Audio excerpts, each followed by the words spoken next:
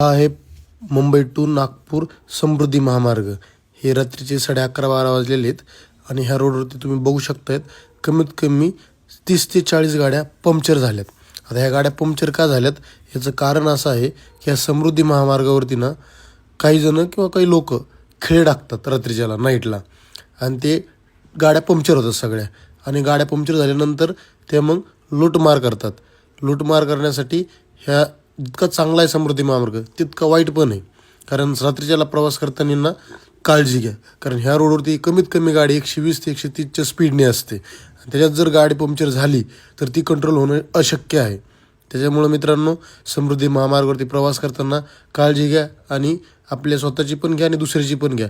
आणि शक्यतो जेवढं होईल तेवढं दिवसाचाच प्रवास करा, नाईटला प्रवास करू नका, ही कळकळीची विनंती आहे।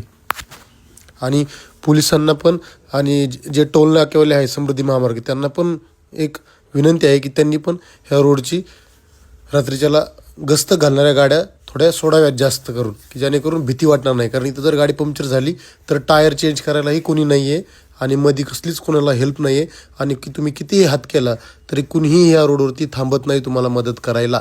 प्रत्येकाला भीती वाटते ह्या रोडवरती।